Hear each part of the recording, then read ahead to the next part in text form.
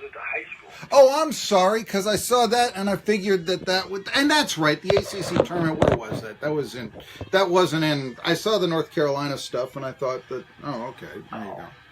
So I'd made something in my mind, and I forgot they don't play it in Greensboro every year. Right. Anyway, I'm again living in the past that way. Anyway, all right. Well, Steve Forbes has become the first head coach in ETSU history to lead the Buccaneers to 24 himself to win 24 games or more in 3 straight seasons. Although the Bucs did do that in the early 90s, it was with 2 coaches. So congratulations, Coach Forbes. You're the first coach in ETSU history to win 24 games in 3 straight seasons. And that's kind of a testament on how far you've taken this team, but I know it's a disappointing day because there's no NIT bid, there's no NCAA berth, so on and so forth. To begin with the talk about, I know you disdain the smaller tournaments, the CBI, College Insider, whatever. And I wanted to ask you, is that because more of the experience you had with the Vegas 16 that turned into the Vegas 8, or is it the fact that Freedom Hall has seemingly impossibly, considering that it's vacant most of the time, but they've got 2 events going on this week, and you might not be able to get Freedom Hall this week? I was looking at that. What is the motivation for saying to? Yeah, I think there's several things that go into it. Number one, I think the Vegas tournament was fine in our first year. We had some excitement. We were building our program. I think in year 3, after going to the NCAA tournament last year, I just don't think that's the goal. I think the goal is the NCAA tournament or the NIT. Now, if you had a really young team coming back, maybe you play a couple more games in the CBI or the CIT, but we don't have a young team. We have some young players, but they're tired and kind of beat up. And quite frankly, I just don't see the value in the CBI or the CIT here at Tennessee State. Now, that doesn't disparage other schools, especially in our league, that are playing in those tournaments. The other thing is, on the other side of the 2 mark is it costs money. Oh, yeah. It costs $35,000 just to host a game.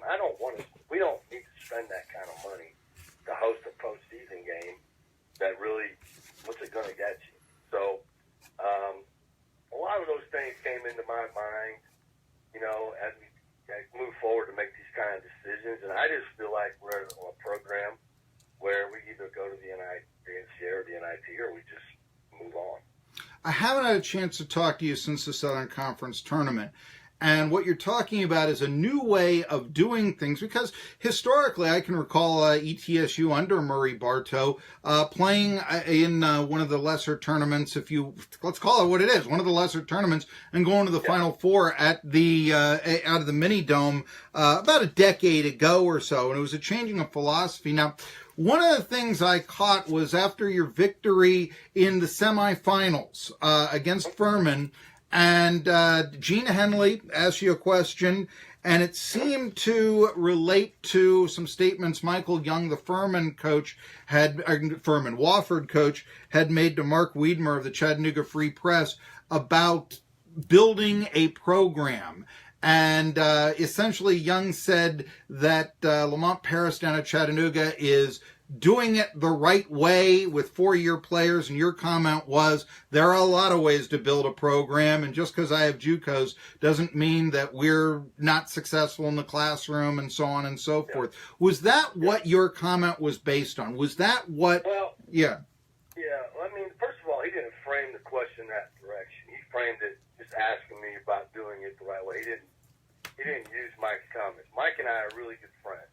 And I have a ton of respect for him. And we've had this conversation before. And so I did not think that Mike's comments were made in my direction. I think he was just trying to say, in his way, that, this is how Parrish is building his program. I know he didn't take a shot at us, because him and I have talked about that. So I wasn't worried about that. But with that being said, I was glad he asked me the question, because that does come up. And my answer to that question is there is several different ways basically to skin a cat or raise or build your program. I think the three main things you have to worry about are, number one, is educating your players and graduating them. And we're 100% on that.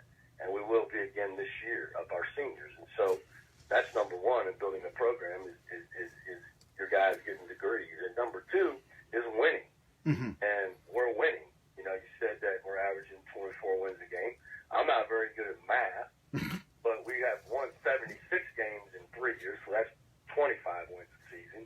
And we've won the most SoCon games in 3 years. And the third thing is fill your building and get your community behind you. I think we have done that. And so, are you there, Steve Forbes? Ah, shoot, we lost him. Let me try this once again here as I will try to reconnect with the...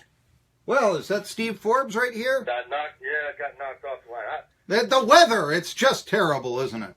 Yeah, well, what I'm saying is we have decided that's how we have chosen to build the program here. I don't think it's, right or wrong.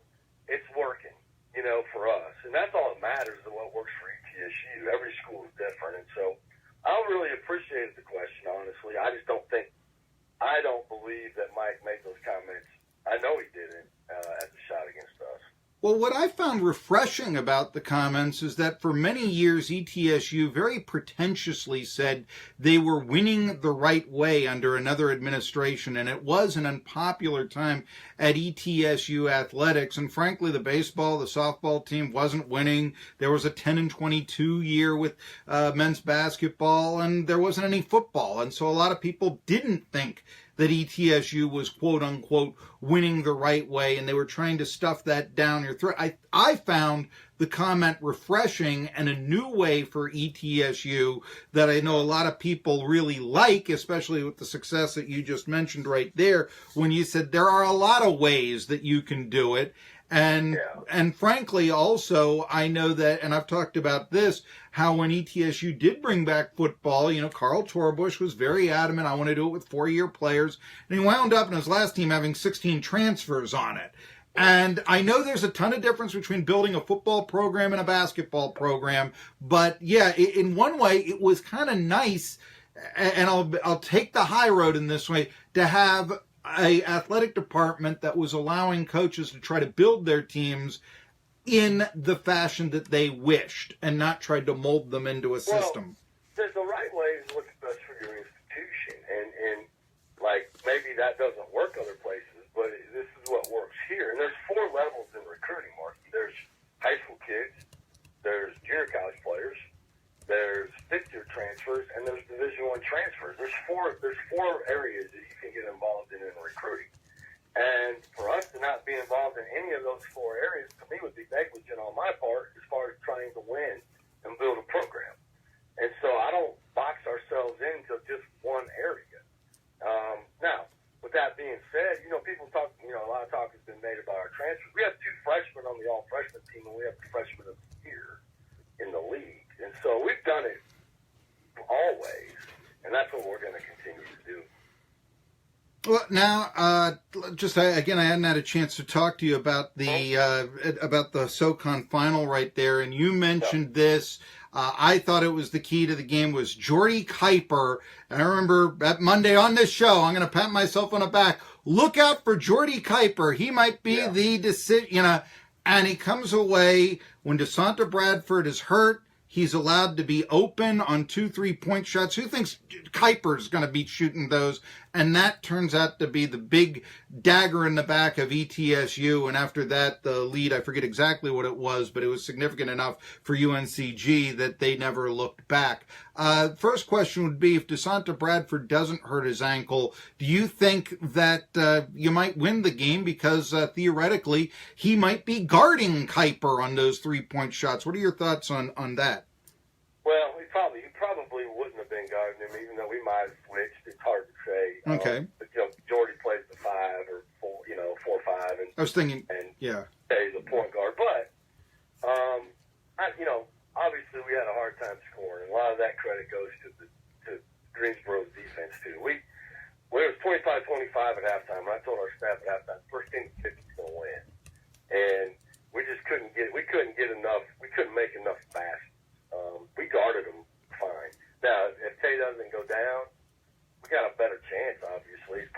lot closer. It probably goes down to the wire. That's kind of what I kept telling our team in the second half. Let's just get to the last media timeout. Let's get right there in striking distance, and we'll have a great chance to win. And we just couldn't string together, enough points to do it. And it was frustrating. It was a frustrating situation because we felt like we were the better team. It was a really hard. It was a really hard locker room. Sure. Sometimes it's tough at the end of the year, but these guys were really, really close, and they really believed in themselves. And so it was a difficult locker room after the game, knowing that they weren't going to play in the NCAA tournament. Well, I can imagine. Yeah, it's always difficult after such a loss and all this. I also want to say I found that kind of interesting because I'm thinking that as a guard you'd be guarding against the perimeter shot. So was it by design? Was it a circumstance where with Kuiper? Well, what I'm going to say with Kuiper was he so open because it's like he's a 5. There's no way he's going to take that shot. Oh my goodness, I guess he is. Was that the? That's by design, and it's been a hard play for us to defend pretty much all year. Is the 5-man ball screen pick and pop in a spread situation where there's no help because the other 3 offensive players are way on the other side of the court, and so you only got so many ways you can guard it. You can switch it. Now, if you switch it, that means that our point guard, and that time Peter was in the game, their point guard, Peter's guarding their point guard. Well, chances of that guy going around Peter are pretty good, and so that's a hard way to guard. You can't really switch it. You can hedge it and get back in the passing lane, but we were too flat to do that, and so our big got sucked down on the dribble penetration. They threw back to Kuiper, and he made them. Now in our game here, he missed 5. Okay, it's just a law of averages a little bit, and but give credit to him. He made 2 big shots that I thought changed. You're right. I thought that changed the momentum of the game right there. Well, that's what you said, and certainly in watching it, I think that was the feeling as well. How far do you think UNCG can go? Do you like their chances against Gonzaga? It's tough. I think they can beat them. I think the problem they're going to have, what they were able to do with us the second and third time we played them was that Dickey kind of really laid off our 4s, and he really just came and blocked shots off the weak side. Now, they're not going to be able to do that against Gonzaga. Gonzaga's going to put 5 guys out there that can shoot the ball, and their 4-man, I was talking, their beat writer, Gonzaga's beat writer is a really good friend of mine. He was our beat writer when I was at Idaho, and he said their 4-man has made 12 of his last 13 threes, which is incredible. I think the hard part for them is that they're going to be able to score. Now, what Gonzaga's going to have to do is not let them make threes and not foul them. And if they can do that, if Greensboro go down there and make threes and make 10 or more and get to the free throw line, they're going to have a chance to win. But I think they'll have a hard time guarding them. I think they're really good defensively. Greensboro is excellent defensively, but I think Gonzaga is so good on offense at all positions. It's going to be difficult for them. All right, you know what's coming next, but I want to go to the back door here. I thought that with Kuiper's shots, it kind of showed the changing of college basketball, or basketball in general, to more of a 3-point shot game, because, one of the things is that Larry Hunter, his center down at Western Carolina, didn't take a 3-point shot all year long, unless he took one in the last game that I'm not aware of. And the circumstance, that's kind of an old school way of thinking about basketball, what your center is doing. You used to talk about how Jerkin could make the threes, and here Kuiper was beating you. Now then, this is where I'm going. Larry Hunter obviously announced his retirement at Western Carolina. I had SoCon John Hooper, who covers the SoCon for MidMajorMadness.com, theorize, Jason Shea might be a good fit there at Western Carolina. Can you tell me, has he gotten any phone calls from Cullowhee? Well, I can't speak on that. That's Jason's business. But I will say this. I think I would hate to lose Jason. I would, because we've been together forever. But I think he'd be an outstanding head coach at any job. And so if Western Carolina wanted to talk to Jason, I think they'd be doing a really smart thing. And, again, I think, and it goes for me too, I'm not going to make public comments about jobs. It's just, I'd be doing it every day, all day long if that was, sure. I don't do that.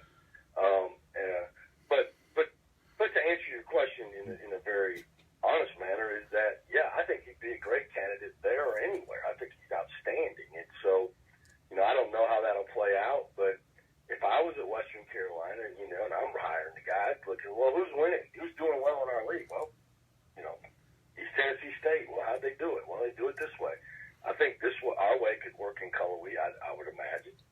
And so he would be a great candidate if that was the case. Does he want to be a head coach?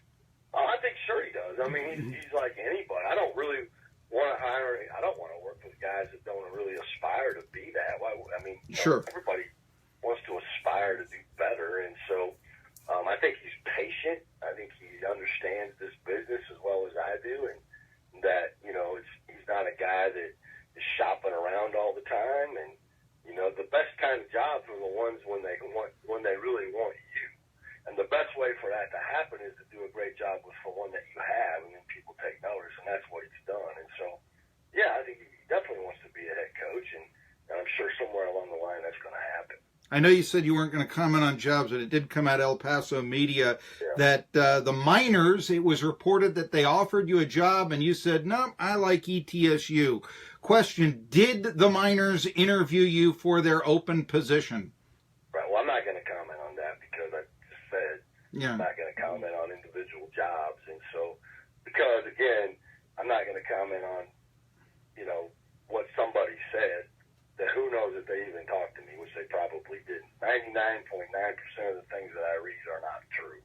And so it's an interesting time. And listen, this is the thing, and I know you've heard me say this. I'm very fortunate to be the head coach, and I love my job. I think I've made that very clear. I'm not looking for a job. Now, what happens, though, is when you're successful, you have a good program, people take notice and call. And that's good. That is a good thing for ETSU because that means we're winning. And the program's in good shape. I'm going to always listen to people that I feel like maybe it's something I would be interested in or maybe change the life of my family, and then the ones that aren't, I'm not. And so, that's just the way it goes. I can't control what somebody tweets. If that was the case, I'd be president of the United States, I guess.